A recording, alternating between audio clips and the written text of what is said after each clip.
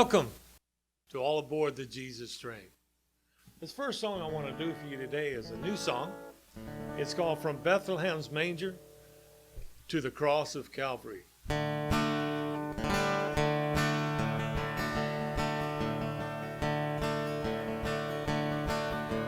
He came from heaven up above,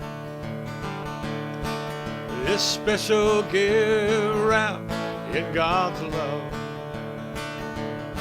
This man they call the man from Galilee, this man they call the Nazarene, who gave himself solely for me. From Bethlehem's manger to the cross of Calvary, he lived every day of his life for me. And so I could be forgiven and have life more abundantly. From Bethlehem's manger to the cross of Calvary.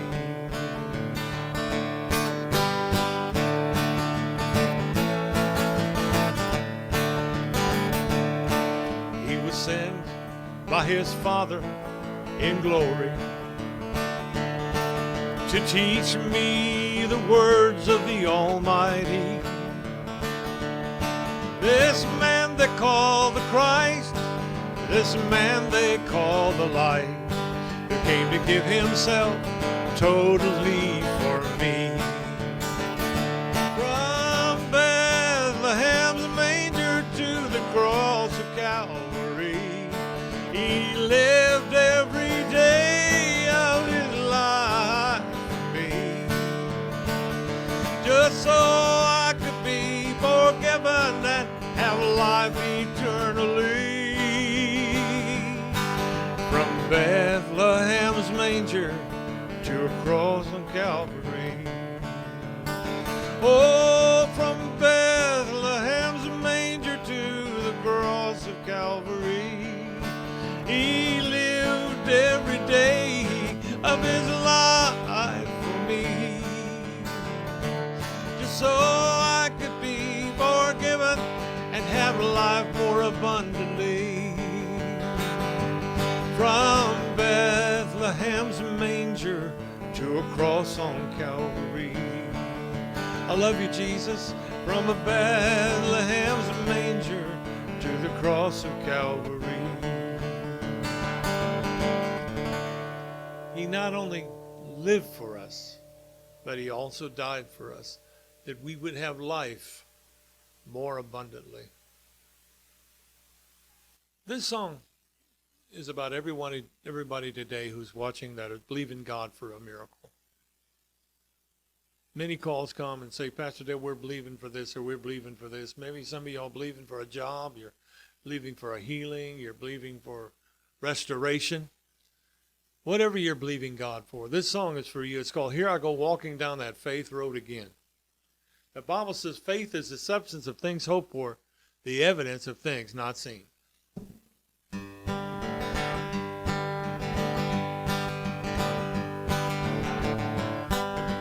I've been talking to the mountain and redeeming the Lord's name in the wind.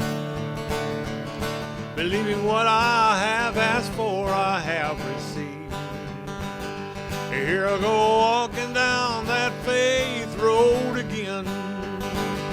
Here I go walking down that faith road again. A holding that hand of Jesus, my best friend. Builded up and lifted up by the words of the great I am. Here I go walking down that faith road again. I've been standing on the rock of ages, being led by the Holy Spirit within, believing what I ask for will come to pass. Here I go walking down that faith road again. Here I go walking down that faith road again. my best friend. Builded up and lifted up by the words of the great I am. Here I go walking down that faith road again. Here I go walking down that faith road again. Holding the hand of Jesus, my best friend. Builded up and lifted up by the words of the great I am. Here I go walking down that faith road again. Here I go walking down that faith road again. Just keep believing. Don't give up. Keep trusting the Word of God. If you go with me in the Holy Scriptures to Acts chapter 3, verse 1. And these are the Holy Scriptures. The Bible says that they were written by holy men as they were moved by the Holy Spirit. The Word of God is anointed. And God, it will always return unto God, and it won't return to Him void. It'll always do the thing that God sets it out to do. So if you've taken the time today to listen to the Word of God, there'll be a blessing for you. And today we're talking about the power that is in the name of Jesus. Imagine, it's probably the most used name in the whole universe. The name of Jesus. Hollywood mocks it, curses it. Many people curse it, take it in vain. But there's something about the name of Jesus. The name of Jesus. The angel told Mary that his name would be called Jesus. But there's something about that name. There's something about that name. People have struggles with that name. Some people don't like to hear the name Jesus mentioned. I believe one of the reasons many people don't want to hear the name of Jesus, maybe it reminds them of how lost they are without Him. Let's go to Acts chapter 3, verse 1. So glad you're with me today. I feel so honored to be with you. Now Peter and John went up together into the temple at the hour of prayer, being the 9th hour. And a certain man, lame from his mother's womb, was carried. Now this man had been lame since birth. He had never walked a day in his life. He'd never walked a day in his life. Never. He was born lame. He was a lame infant. He was a lame child. And now he's a lame adult.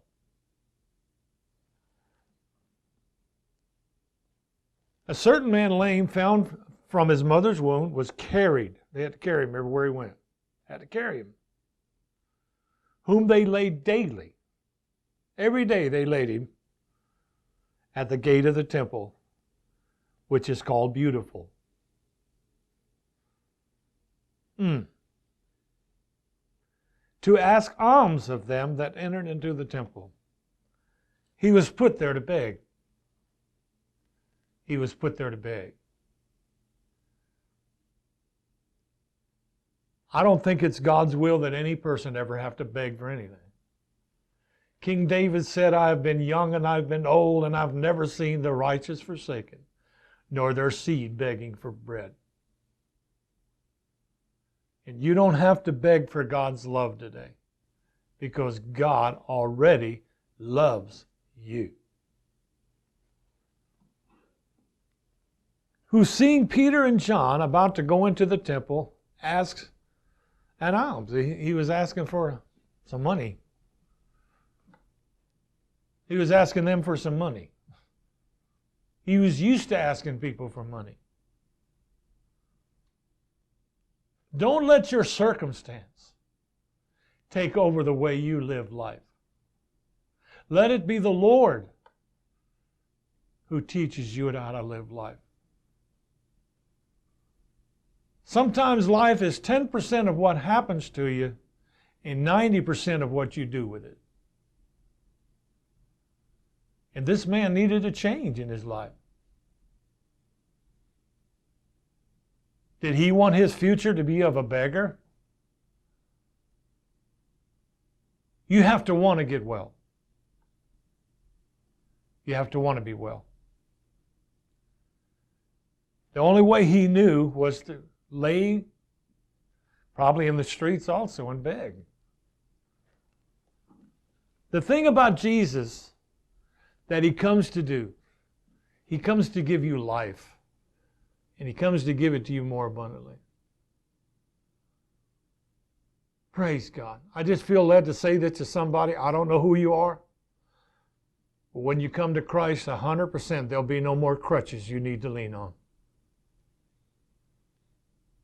There'll be no more. Because you'll be running faster than a gazelle with the wind. Who, seeing Peter and John about to go into the temple, asked of alms. And Peter, fastening his eyes upon him with John, said, Look on us. We should want people to look at us and see Jesus. If we're confident that he reigns and lives in us. I've had people come, and I don't say it with an upper attitude, but I've had people come and say, Pastor Dale, I want what you've got. The only thing I have that's worth anything in my life is to tell you to get a relationship with Jesus. The Bible says that they took notice of his disciples. Not because they were smarter or better looking or had anything, but they knew one thing, that those disciples had been with Jesus. And I can just tell you the same thing I tell them. You can have a relationship with Jesus. All you need to do is grab his hand. His hand is extended out to you today. Just grab his hand and you'll have that relationship. It's for everybody. In Peter it says that God is not slack concerning his promise. He wants everybody to come to him and have a relationship and have their name written in the Lamb's Book of Life. But Peter said, look on us. Why? Because Peter also knew that the only thing he had to offer was Jesus. Now the man is looking right at Peter. And he gave heed unto them, expecting to receive something of them. But then Peter said this, Silver and gold have I none. I don't have any. Silver and gold I have none. Have I none? But such as I have, give I thee. There's something that you can give every person if you're in Christ Jesus. You can give them Jesus. Your mouth might be the mouth that leads them to Christ. You say, Pastor Dale, you mean to tell me I'm that important to the Lord? Yeah. You're that important. It's important what you do. Your actions speak louder than words. And Peter said, I don't have any money. I don't have any. But such as I have. What did he have? He knew the one that had the power to heal this young man's ankles. And if you're in Christ Jesus, you know the one that can set that person free and can make their feet to dancing and help them into the kingdom of God. That's the Great Commission. Love thy neighbor as thyself. Don't look at the thing. Don't look at your own thing. Look at the things of others. Because that's the mind of Christ, who made of himself what? No reputation. Like the Lord says, don't let the left hand know what the right hand does. But your Father which seeth in secret, I tell you, He'll reward you openly. And helping that person is the reward. And knowing that you've done the will of God. Look at 7. He took him by the right hand and lifted him up. And now watch it. He told him to do something by faith. I want to tell you, if the Hebrew children, the Israelites, would not have walked toward the Red Sea, it would have never parted. God told Moses, walk toward the Red Sea. And when he did, what happened? It parted. Isn't that something? He took him by the right hand and lifted him up, and immediately his feet and ankle bones received strength. They popped just like that. Pow! Pow! Just like that, he was healed. See, they had something more important than silver and gold. His health. He probably went and got him a job the next day. Look what he did. I'll tell you what, he was healed. He was leaping. He leaped, and he leaping up stood and walked and entered with them into the temple, walking and leaping and praising God. That's how I feel about people that I get to lead to Christ Jesus. And all the people saw him walking and praising God. And they knew that it was he was set for alms at the beautiful gate of the temple. And they were filled with wonder and amazement at that which had happened unto him. And as the lame man was healed, held Peter and John, all the people ran together unto them in the porch that is called Solomon, greatly wondering. And when Peter saw it, he answered unto the people, Ye men of Israel, why marvel ye at this? Or why look ye so earnestly on us, as though by our own power or holiness we had made this man to walk? Is Christ in us the hope of glory? Is not us.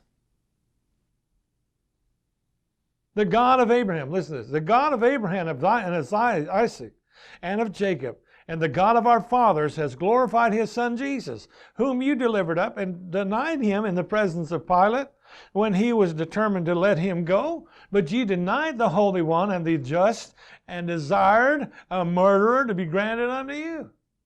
That's what happened. And killed the Prince of Life, whom God has raised from the dead, whereof we are what? Witnesses. Hallelujah. When Jesus is natural to you, he's supernatural to others. Hallelujah. Whether they want to admit it or not, they'll say there's something different about you. And the one they're talking about is the master of the wind. Now I want you to see how this works with the name of Jesus. Today we're gonna have a prayer where you can enter into the kingdom of God. It's a prayer of salvation. Lord gave me a song the other day. It's called "You're One Sinner's Prayer Away from Heaven." God will never force you into his kingdom. You have to want to be in his kingdom. There's somebody watching me right now. Boy, these words are really hitting home. This is what you're saying to the Lord. I never knew that God wanted me. Yeah, he does. That's why he sent his only begotten Son, that whosoever believeth in him shall not perish, but have everlasting life. Now listen to this. Oh, it's important. The name of Jesus is the only name by which a man can be saved. We have all the religions in the world. Do this, do that, do that, do that, do this, do that. There's only one name. Now listen to what he says here. And his name, through faith in his name, has made this man strong. Just the name of Jesus can save you, heal you, and deliver you. It's by the power that's in his what? Name. Look at this. And his name, through faith in his name, has made this man strong, whom ye see and know. Yea, the faith which is by him has given him this perfect soundness in the presence of you all. Praise God. Thank you, Jesus. Thank you, Jesus. Thank you, Jesus. John 1, 12 through 14, but as many received him, to them gave he power to become the sons of God, even to them, say it with me, that believe on his name. I'm going to say it again. But as many as received him, to them gave he power to become the sons of God, even to them that believe on his name, which were born not of blood, nor of the will of the flesh, nor of the will of man, but of God. And the Word was made flesh and dwelt among us, and we beheld his glory. The glory as of the only begotten of the Father, full of grace and truth. Glory to God. Hallelujah. Thank you, Jesus. Now I want to ask you, and I can tell there's many of you watching today.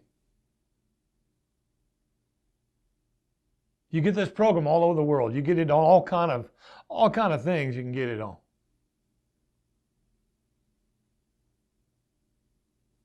The most important question that's ever been asked you is your name written in the Lamb's Book of Life. And before we pray, I want to tell you this. God doesn't send anyone to hell. Individuals send their own self to hell. Because God has made a provision at the cross. When Jesus held up his hands and he said, "My Father, my God, why have you forsaken me?" And he looked up toward heaven. And he said, "It is finished. Into thy hands I commit my spirit." And the shroud in the temple was torn. And he's the mediator between God. There's only one mediator between God and men. The man, Christ Jesus. Jesus said, "I am the way, I am the truth, and I am the life. No one comes unto the Father unless they come by me." So let him lead you to the Father right now. I want you to say this with me. Say, "Lord Jesus." Say, "Lord Jesus, I believe. I believe you're the Son of God. I believe you were crucified, you were dead, and you were buried, and you rose again the third day. Lord Jesus, come into my heart by faith. Forgive me of all my sins." The Bible says not only will he forgive you, he'll cleanse you. Forgive me of all my sins. And write my name in the Lamb's Book of Life. Lord Jesus, in the power of your name, the name, that every name, every knee will bow, and every tongue will confess that Jesus Christ is Lord, to the glory of God the Father. I rejoice in your salvation. Call that number. The operators will minister to you. They will not try to get money from you. Don't be afraid to call. Will not try to get your address to bombard you with mail to give you money. Give us money. They'll minister to you. They'll pray with you. They'll get your address so we can send you a free CD. But there won't be any envelope in that envelope. There won't be any. We care about you and we love you. This is too serious for me.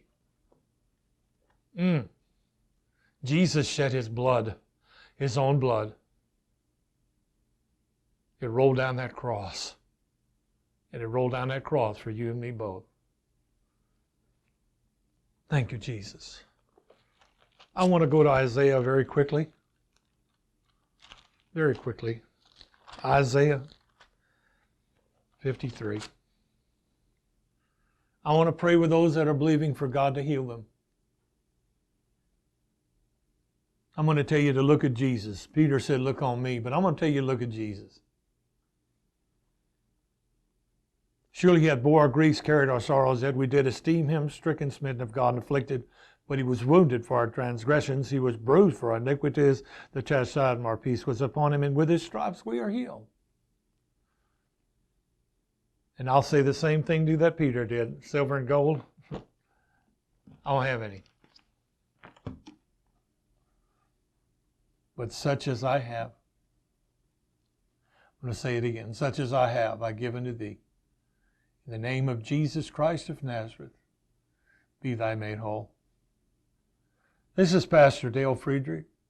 I want you to know it's a tremendous honor, and I thank God that he gives me this honor to be on television to talk about how wonderful my Savior is. Hallelujah. I love you, Jesus. And I love you very, very much. I pray that you've learned something today and that you've been blessed today through this program. This is Pastor Dale Friedrich. I used to walk the meadows and watch the morning sunrise, wondering what I would be called to do for the one they call the Christ. I used to walk along the creek banks in the moonlight that beamed and beamed, wondering what I would get to do for the man from Galilee. And now with a song in my heart and a guitar in my hand, I get to sing about you, Jesus, all across this land, proclaiming you heaven's Holy One and the victory you have won. Because this boy from the country loves God's Son.